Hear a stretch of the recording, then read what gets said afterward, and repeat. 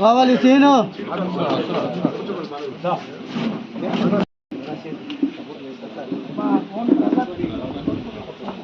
పెళ్లికి రాలేదా కాంగ్రెస్ చేసింది రాలేదనుకుంది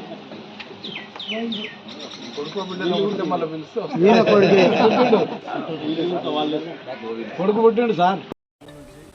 ఇప్పుడే కాంగ్రెస్ పార్టీకి సంబంధించినటువంటి వాళ్ళు గతంలో మనతో ఉండి మధ్యలో మళ్ళీ కాంగ్రెస్ పోయిన వాళ్ళు చుట్టూ కాంగ్రెస్ ఉన్న వాళ్ళు 3 రకాలుగా ఉండేటువంటి వాళ్ళందరూ కలిసి ఈరోజు పెద్ద ఎత్తున మనందరి సమస్యలో టీఆర్ఎస్ కన్వర్గా పోవడానికి వచ్చినారు చెప్పడం జరిగింది. అందరికీ గ్రామ నాయకులు నాకు అత్యంత ఆత్మీయులు, చాలా అనారోగ్యంతో ఉన్నప్పటికీ కూడా చాలా దిక్కుగా మేము జాయినింగ్స్కి అంతా తయారైనాం.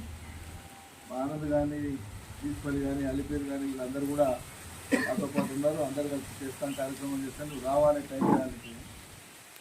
నిన్న మళ్ళీ ఫోన్ చేసింది మొన్న సాయంత్రం డయాలసిస్కి పోతున్నా, బేస్తవారం ఉంటా బేస్తవారం కానీ నిదానంగానే తొందరగా నువ్వు వెళ్ళగానే నిదానంగా చేసుకుంటామంటే లేదు బేస్తవారం అయి తీరాల్సిందే, నువ్వు రావాల్సిందే, జాయినింగ్ కావాలని పట్టుకుంటాను. అనారోగ్యంతో ఉన్నా కూడా ఆయన ఒక మాట అన్నాడు, నాకు ఇంతకుముందు చాలా బాధ అనిపించింది మనసులో. ఆయన ఆరోగ్యం అట్లా ఉంది కాబట్టి ఆయన ఏమన్నాడంటే, నేను నాకు తొందరగా కావాలన్నది వాళ్ళందరూ కూడా వచ్చి జాయిన్ కావాలి, కండువా కప్పుకోవాలనేది, గులాబీ కండువా కప్పుకోవాలనేది నేను చూడాలి, అందుకోసం పెట్టించిన అని చెప్తున్నాను. ఈ 10 కణాలు ఉండాలని మనస్ఫూర్తిగా ఆకాంక్షిస్తున్నాం.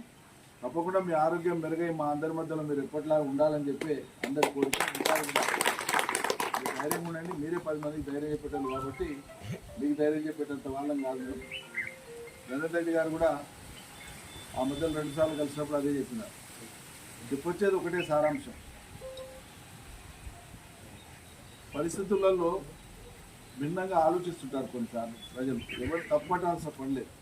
రాజకీయ కార్యకర్తలు కానీ సామాన్య జనం కానీ ఏమైతే మామూలుగా మనమే దినం ఇంట్లో భార్యలో తల్లి వరుసలో దినం ఒకటే కూర చేసింది అనుకో, ఏమో 3-4 దినాలు ఇదేనా ఇంకేం చేయవా అంటారు. దినం మటనే పెట్టింది అనుకో 3-4 రోజులు, అది ఏమో తిని ముఖం కొడుతుంది, వేరే పెట్టరా అంటారు. అట్లా అన్నీ చేసిన కేసీఆర్ 10 ఏళ్ళు చేసే వరకు కొత్తదేంతో చూద్దాం అనిపించింది, అంతేనా? అది ఏమీ లేదు, ఆశ. అది ఎక్కువనే వరకు నిజంగా ఎక్కువనే నమ్ముతారు మనుషులు. జరిగింది అంతే. ఒక్క ఎలక్షన్ కాడికి ఇచ్చి చేతులు దులుపుకొని ప్రజల్ని మాయ చేసి తర్వాత మొత్తం స్కీమ్నే రద్దు చేసే ఉద్దేశంతో ఉన్నారు. మాకు అంతర్గత సమాచారం ఉంది. నేను చెప్పేది నిజమేం కాకపోతే తప్పైతే నా మీద చర్య తీసుకోండి. నేను చెప్పేది నిజమే అయితే మీరు వివరణ ఏంటి. ఒక్కడు మాట్లాడలే దాని మీద ఇవ్వాలంటే వరకు ఒక మంత్రి మాట్లాడలే, ముఖ్యమంత్రి కూడా మాట్లాడలే, అధికారులు కూడా మాట్లాడలే.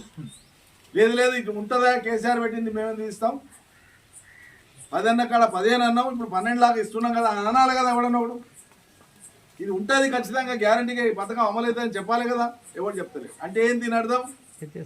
100కి 100 పాళ్ళు నేను మళ్ళీ ఇప్పుడు చెప్తున్నా, రేపు స్థానిక సంస్థల ఎన్నికలు అయిపోయినాక ఓట్లు డబ్బల వడ్డీ ఫలితాలు వచ్చినాక, ఫలితం ఎట్లన్నా రాని వారికి సంబంధం లేదు, ఎలక్షన్ అయిపోతే చాలు, మళ్ళీ వచ్చే సీజన్కు రైతు బంధు ఉండదు. మీరు రాసి పెట్టుకోండి, వాళ్ళు ఎత్తేస్తారు, రాసి పెట్టుకోండి. మీరు దానికి ఒకటే, మొత్తం రాష్ట్ర వ్యాప్తంగా ప్రజలందరూ కూడా ఈ ప్రభుత్వానికి వ్యతిరేకంగా చెంపపెట్టులాగా అన్ని జిల్లా పరిషత్తులు, అన్ని మండల పరిషత్తుల్లో భారీ మెజార్టీతోన నీ పనితనం బాగాలేదు, నువ్వు ఫెయిల్ అయినావు అని చెప్పి మనం తీర్పిస్తే వాడు సచ్చినట్లు దిగిపోవాలి, లేదంటే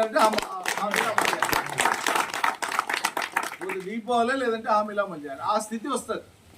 దానికోసం మీరు అందరు కూడా ఏ గ్రామానికి ఆ గ్రామంలో ఉండేటువంటి వాళ్ళు ఐక్యమత్యంతో, పాత కొత్త ఇదేం తేడా ఏముండదు, పాత అయినా కొత్త అయినా అందరం ఒక లక్ష్యం కోసం వచ్చినప్పుడు, ఒక పార్టీలో ఉన్నప్పుడు అందరం ఒక మాట మీద ఉండాలి, ఐక్యమత్యంగా ఉండాలి.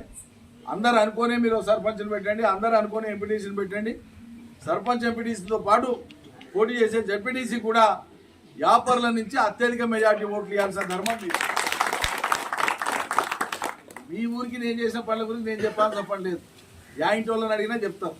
ఈ పనులన్నీ ఈ 10 ఏళ్లలోనే అయినా, అంతకుముందు ఎవడైనా చేసినా అంటే చెప్తారు. ఒకటే మాట, ట్రాన్స్ఫార్మర్లు కరెంటు బుడ్లలా ఇట్లా ఇట్లా అగిపెట్టేలాగా ఇప్పించిన. వెనుకటికి మా చిన్నతనంలో నేను చదువుకునే రోజులలో అప్పటికి ఇంకా ఒకవేళ చదువుతున్న అప్పుడప్పుడు మా ఊళ్ళో కరెంటు కొని లక్ష కాడికి ఇచ్చిన రుణమా. రాష్ట్ర పరిస్థితి ఎంతవరకు అనుమతిస్తుందో అంతవరకు ఏమేం చేయాలో అవన్నీ చేసిండు శక్తి ఉన్న కాడికి. ఆదాయం పెంచిండు రాష్ట్రాన్ని, దేశంలో నంబర్ 1 చేసిండు 10 ఏళ్ల కాలంలో తెలంగాణని. ఎవడు చేస్తాడు? యామనగాడు చేస్తాడు. 50-70 ఏళ్ళ నుంచి రాష్ట్రాలు ఉన్న వాళ్ళు ఉన్నారు. ఉత్తరప్రదేశ్ లాంటివి పాత రాష్ట్రాలు, పెద్ద పెద్ద రాష్ట్రాలు, మధ్యప్రదేశ్, మహారాష్ట్ర, పెద్ద పెద్ద రాష్ట్రాలు మరి ఎందుకు వెనకబడ్డాయి? 10 ఏళ్లలోనే కేసీఆర్ ఎందుకు తెలంగాణ తెచ్చి దేశంలో నంబర్ 1 చేసి అన్ని రంగాలలో? మనం చెప్తలేము ఈ మాట. ఇప్పుడు ఏలుతున్నటువంటి సర్కారే, కేంద్ర ప్రభుత్వమే ఏ ఏ రంగంలో ఏ ఏ రాష్ట్రం ఎక్కడ ఉంది అని లెక్కలు తీసి చెప్పినప్పుడు భారతదేశంలో ఆర్థికంగా ఎదుగుదలలో, వేగంగా ఎదుగుదలలో కానీ, ప్రజల తలసరి ఆదాయంలో కానీ రాష్ట్రంలో ఉండేటువంటి మొత్తం సంపదను లెక్కేసి ఇక్కడ జనాభాను లెక్కేస్తే అది తలసరి ఆదాయం అంటారు దాన్ని. ఆ తలసరి ఆదాయం మనది. తెలంగాణ వచ్చినాడు ఈ రాష్ట్రంలో ఉండేటువంటి మొత్తం సంపదను లెక్కేసి రాష్ట్రంలో ఉన్న 3.5 కోట్ల మందికి ఆయల్లా లెక్కకు చుట్టుకింత లెక్క కడితే ఎంత అవుతుందంటే, నాకు 1000 ఉండొచ్చు, ఈయనకు 100 ఉండొచ్చు.